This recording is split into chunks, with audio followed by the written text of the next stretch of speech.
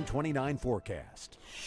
All right, a variable sky across the area on this Monday. Hello, I'm Storm Team 29 meteorologist Josh Fitzpatrick. Here's a live view from the top of Wintergreen showing some breaks of blue sky trying to come on out from the Blue Ridge and points westbound. It looks like by the end of the day from west to east, we should see some more breaks in the overcast over central Virginia, where right now we're socked in with gray, gloomy skies and temperatures are on the cooler side, mostly in the mid to upper 50s with a northeast breeze locking in some of the cloudier conditions.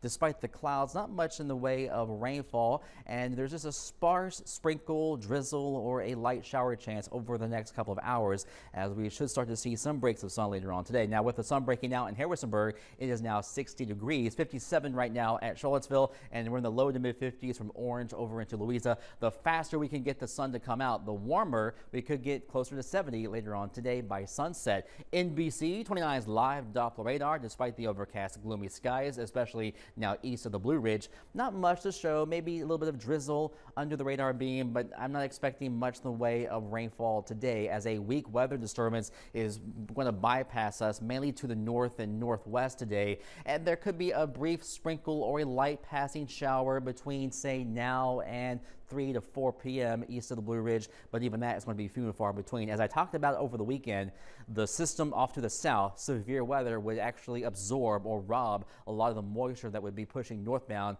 in this system. So that's going to keep the main weather risk to our south, with heavy rain and also severe weather staying well to our south into South Carolina, Georgia, into Alabama, with a severe weather watch box out this way with severe weather ongoing into the southeast. I'm watching another little swirl in the atmosphere here into Kansas and into Nebraska and into areas of Colorado.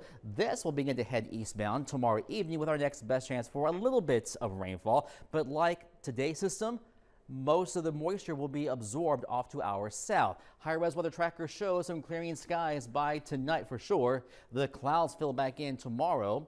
And we'll watch that system. Here's that low pressure area coming our way from the Missouri Valley, but the bulk of the rain is going to stay to our south. It's going to get absorbed into the rain to the southeast, into South Carolina and Georgia, so barely a rain chance for our region. The clouds will begin to win out tomorrow evening, and then some sunshine begins to make an appearance later on Wednesday, and then Thursday morning, chilly enough for a little bit of frost with lows in the 30s, followed by the next front arriving by the end of Friday night, and early on Saturday. That's our next best chance for some rainfall, but then expect a clearing trend later on in the weekend. In your Storm Team 29 report today, clouds to some breaks of sunshine. The more sun we get, the warmer it will be. Highs of 65 to 70, we'll call it. Overnight, mainly clear skies, lows in the low to mid 40s. Your Tuesday outlook not quite as mild, highs in the mid 50s to lower 60s with that northeasterly wind flow locking in somewhat cooler air. Slight shower chance tomorrow evening.